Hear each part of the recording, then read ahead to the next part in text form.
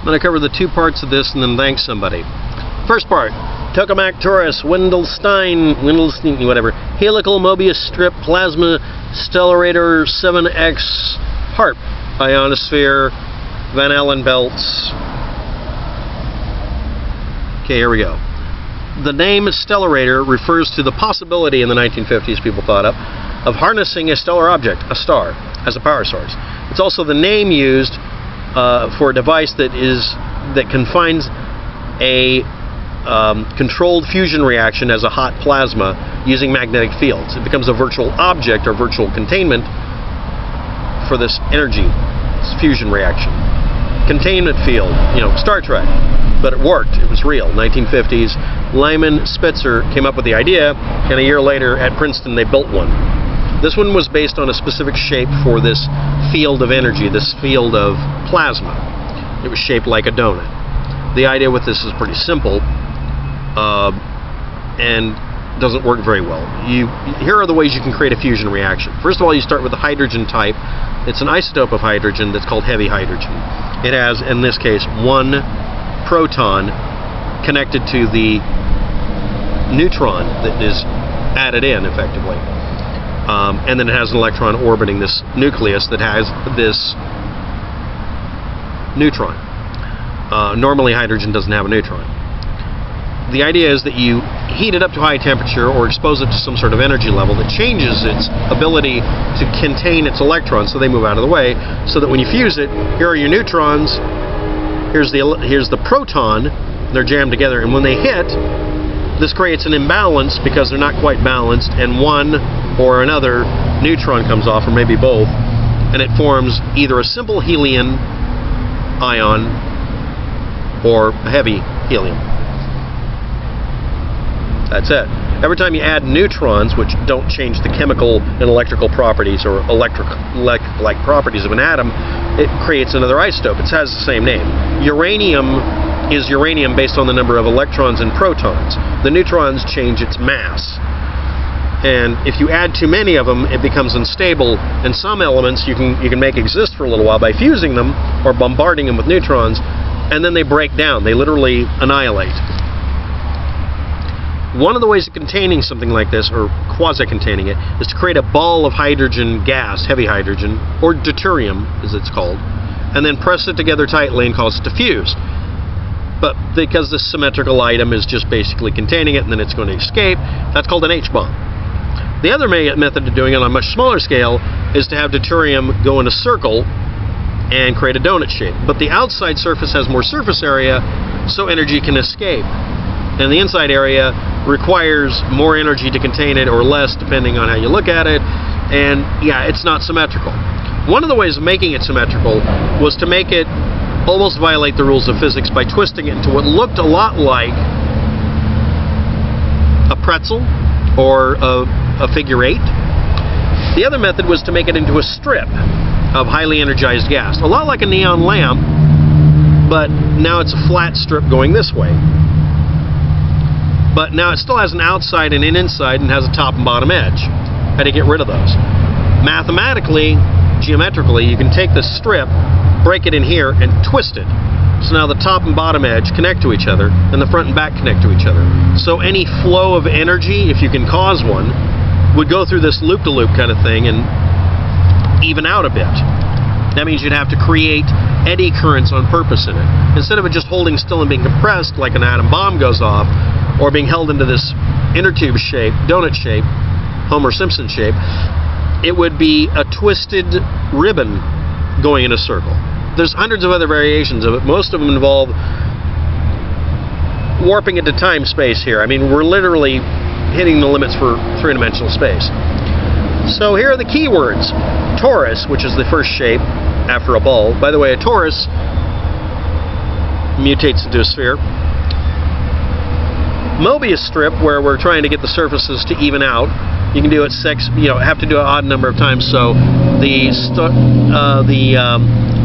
Wendelstein 7X is probably 7 twists. Tokamak, which was based on that torus shape. Stellarator, which is based on twisting it at least once. No jokes. Next, helical, the large helical device, which is another example, and helical symmetry experiment involving doing this experiment to see if it works. This is a problem that was trying to be worked out so long ago that it was inside of the Encyclopedia Britannica when I was learning about high-energy physics when I was 10. I'm going to go into why things ain't the same as they used to be in a real way sometimes here in a minute, but you'll hear it in a minute. Anyway, plasma physicist discusses the the Frankenstein nuclear. Why didn't they just call it something dramatic like that and get it over with? And there's a couple of links here. You can look up the pictures of it. The pictures are nice because they are somewhat explanatory, but they're also kind of scary looking sometimes. Then you can look up animated GIFs like Sphere degenerating into a torus and back again, the Inside Out torus, and the Clifford torus. One of those involves warping in time-space.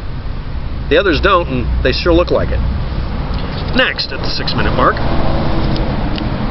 we get on to the negative comments for the day. I'm just going to get these out of the way as fast as I can. On a video about someone named Atwell repurposing a theory from the 1800s, trying to make it to where Christianity can just go away and create some rabble-rousing and annoy people. Basically, it's a closeted atheist sort of thing. Anyway, I even had to correct a religious person who assumed, oh, it's just a bunch of trolls who are atheists on web boards and bulletin boards. No, actually it wasn't. This is older than the internet. It's 1800s. But anyway, someone didn't like me saying that. Atwell's theory is related to typology. Hyperbole? He is damage control. His video cost a fortune, mockingly said. Jesus is a composite character. There were many traveling conjurers in that area at the time. Jews already believed in a Masonic religion. See George Lee's absolute bullshit about Old English. I have honors in it. All people need to is a common sense. There is no academics in religion. There is, sort of, but here we go. They're all liars and dupes. You know this. This is my opinion, a deliberately confusing video. Atheism is a different issue and asserts nothing. What's your game, shilly boy? Now the reason I'm including this in the negative commentary is I can't figure out if Poe or not. But to cover this, Atwell's theory is based on something from the 1800s, and the rest of this is your opinion on various subjects. But I will go into one thing here about, in another video, about the origin of the story of Jesus and the most likely source of it. That doesn't mean that there can't be a Son of God character and that you can believe what you want. What I'm saying is, if you're going to invoke the idea that the Bible is a historically accurate document, and someone deliberately looks up the English language version and avoids the original source data, there is a problem. And all of them do it. And yes, there is actual religious academia. They normally don't espouse a belief in religion. They're just trying to find out how it was put together and they're learning about the history of it. So I'm going to leave your comment in here, and I don't know, I might let it post. I probably won't. Next one. On another video about the STS-75 shuttle tether incident, and someone didn't like me posting a video explaining it. And remember, I made some assertions during the video, and I'm going to explain them in a minute. But here we go. Right. Here's the master tape you claim no one has posted without commentary. What did he post? The correct vid with the commentary in the title and in the description, assuming people would just ignore the video because the first 18, there's a short part of it that you have to look.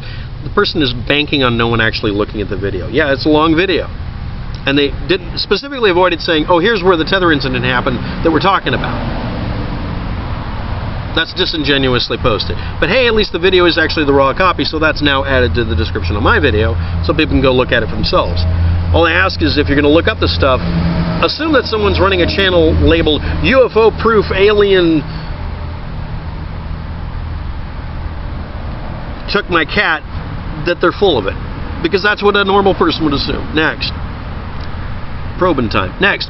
Your claim that none of the objects in question change direction is preposterous. Yes, it would be. I didn't say that. They don't change direction or motion. That's what I said.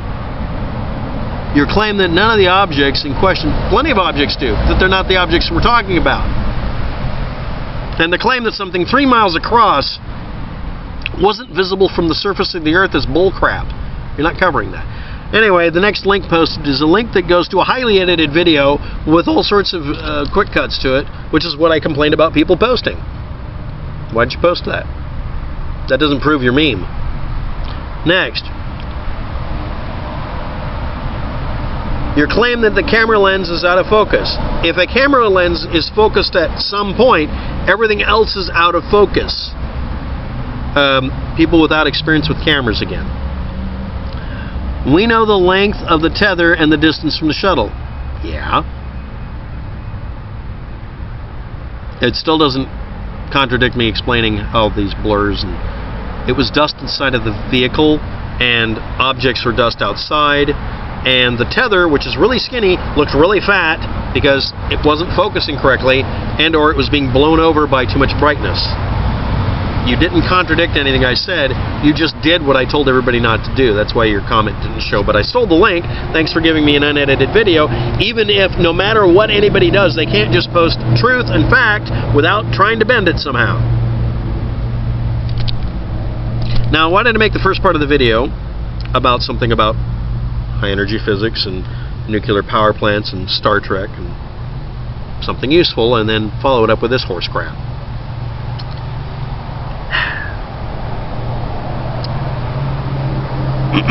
Comments for the day. Lots of people saying thank you, I appreciate your work, you've helped me, blah blah blah. I appreciate this. I'm not saying blah blah blah because I don't appreciate it. I just don't have time to say thank you to everybody, but I'm going to cover some people I didn't cover before. Mike Stremlin, thank you. Next, WTF Sky, I really love how you broke all this down with Steve Olson posting disingenuously. Yes, I thank you very much, and said thank you repeatedly. Next, Godspeed. I apologize for the previous post. Did not represent the subject I was covering about the ionosphere. Here's the video link, and then it goes to the Bad Doom channel. Yeah, I'm going to cover this, but don't apologize. You gave me a reason to do the first part of this video, so this video is dedicated to you, and I'm not being a jerk about this. Next, previous comments and requests. The solar array targeting something? Are these both working together? What does this have to do with the Wendelstein or whatever? Nothing, actually.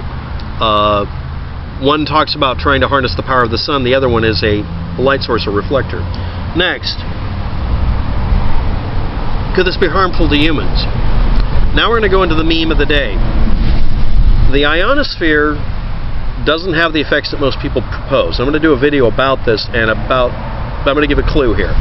In the past, if you wanted to use a TV set or a shortwave receiver, you had to deal with the ionosphere and many other things. Sort of like you'd have to have experience with other things in the past you don't have to now. We don't deal with those as much. And to tell somebody with experience in that area some of the preposterous things you see on Doom channels is laughable and gets you a laugh. People laugh at you. The reason is that only without these very visceral experiences of almost subconsciously understanding how the universe works, the ionosphere works, how electromagnetic signals bounce off of it, how skip works, or tunneling, or ducting. These are words that people don't use anymore, but they used them occasionally. Unless you sat down and built an aluminum foil antenna to get the sports game in, to get rid of that shadow effect from it bouncing off the ionosphere, you don't have a visceral understanding of what the ionosphere does. So I'll just give you this clue, if you're curious. All of the nuclear power material, fissionable material on this planet, if it was liberated into energy and turned into something to deliberately affect the ionosphere, wouldn't have as much of an effect as the sun over a 1 minute period.